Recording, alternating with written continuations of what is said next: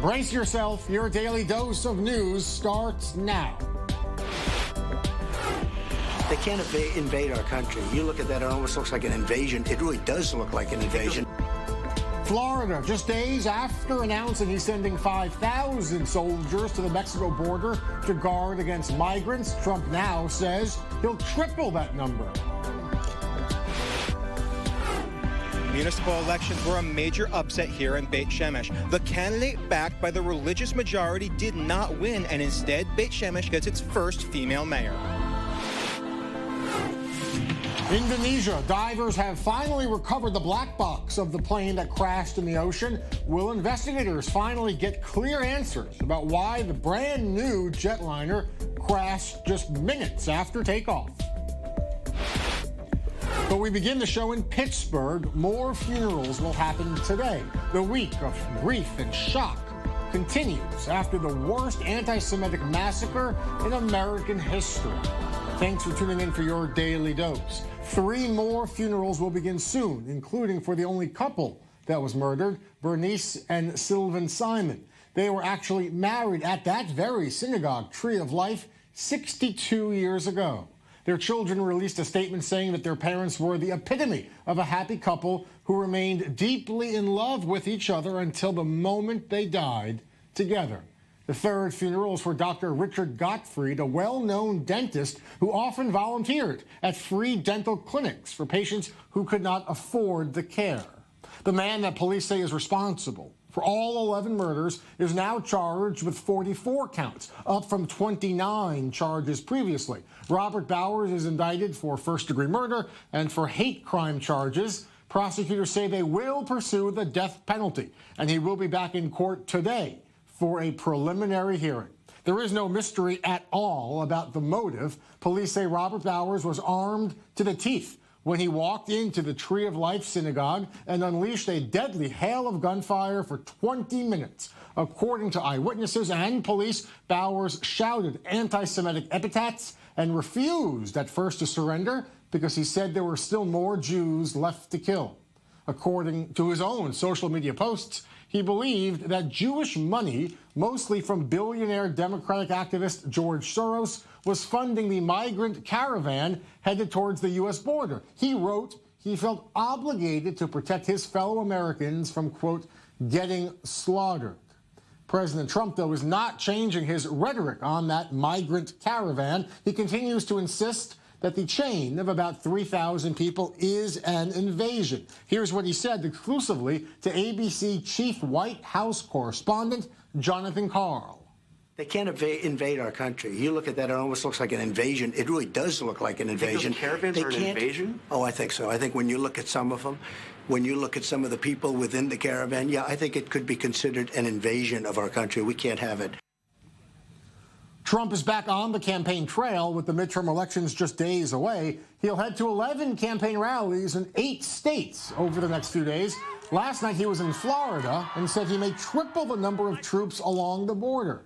Here's Mary Bruce with more.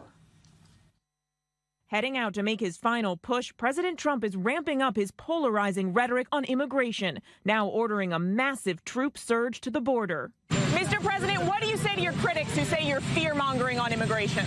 No, not fear-mongering at all. Immigration is a very important subject. As far as the caravan is concerned, our military is out.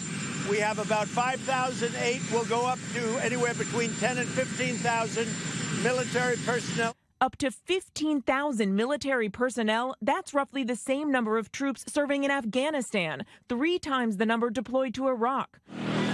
And that caravan of migrants fleeing poverty and violence tonight, still some 900 miles from the U.S. border. Still, in states the president won, some Democrats in tight races like Missouri Senator Claire McCaskill tell me they embrace the president's tough line. Well, I think the president needs to use every tool at his disposal to make sure the border is not overrun. Today, the president also doubling down on his pledge to do away with the right of citizenship for any baby born in the United States. I'd rather do it through Congress because that's permanent, but we can certainly do it through, I really believe we can do it through executive order. Most legal experts and even Republican House Speaker Paul Ryan say that's unconstitutional. And in one red state on the border, Texas Democratic Senate candidate Beto O'Rourke calls the president's immigration push pure politics. He tries to stoke paranoia and fear about a group of migrants who are still hundreds of miles, weeks away from the U.S.-Mexico border, if they even make it this far. I think he's trying to play upon the worst impulses of this country. Meanwhile, anti-Jewish crime is continuing across the country. California police right now near Los Angeles are looking for the vandal who spray painted "F the Jews" several times on the side of a synagogue last night. Police have now released security footage showing someone wearing a hoodie, sunglasses, and a face mask jump over the security fence. Greg Lee now reports from Irvine near L.A. The message appeared in red spray paint on one of the exterior walls at Beth Jacobs Synagogue. Community members called police, who arrived as the message was quickly painted over. We're told the surveillance camera picked up the suspect vandalizing the property and stealing a bicycle. Police are stepping up patrols at Jewish centers in the city in response to this. I'm saddened to see such hateful hate crimes here in Irvine, you know, especially after what we had in Pittsburgh.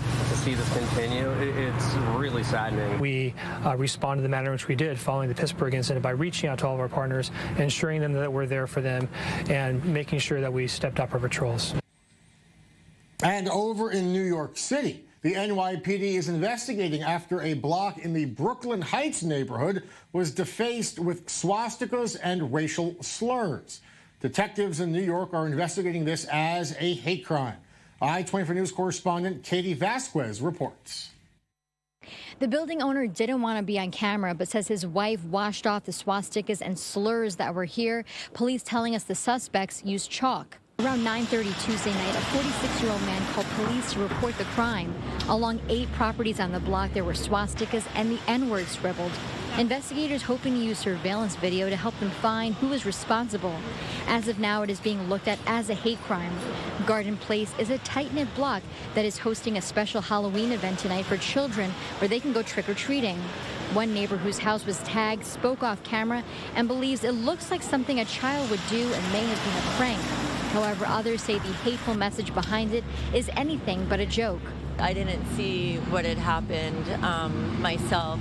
And so it's just scary right now, especially considering what just happened in Pittsburgh. And I hope everything changes. This race is it's not worth it. You know, you could do something different, better. We could come together, and we're never going to come together. Right now, police have made no arrests, and the investigation is ongoing as police were in the neighborhood today on patrol. In Brooklyn Heights, Katie Vasquez, News 12 Brooklyn for I-24 News. And anti-Semitic crime overall in New York City is soaring this year. Just 2 weeks ago, a Middle Eastern man beat an Orthodox Jew who was walking to synagogue services also in Brooklyn. The NYPD charged that man with a hate crime. The victim, 62-year-old Lipa Schwartz, told reporters his attacker kept shouting Allah, Allah during the beating, which lasted for nearly a full minute. The Anti-Defamation League reported that anti-Semitic incidents in New York City jumped more than 90% in just the last 2 years. That includes assaults and physical beatings. There were 234 incidents in New York City, which includes everything from vandalism and harassment to assault. We broke down the ADL data over the last 2 years right here on Daily Dose. Here's a look now at the 5 boroughs of New York. Manhattan and Brooklyn clearly have the majority of anti-Semitic crimes that are on the rise. New York college campuses, many students say they now are being harassed and threatened, and they don't feel safe wearing religious items like kippah head coverings or Star of David jewelry anymore. More news ahead after a short break. Still to come. A critical vote for mayor in a growing Israeli city divided along religious and secular lines. For more than a day, it was too close to call, but now we have a winner. And in a city of 80,000 people, the result was decided by just 533 votes. Last weekend, Hamas launched 30 rockets towards Israel. A total of 7 Palestinians were killed. Daily Dose examines the likelihood of another deadly Friday along the border and if anything can be done to stop it. And Palestinian Authority President Mahmoud Abbas tomorrow heads to Egypt.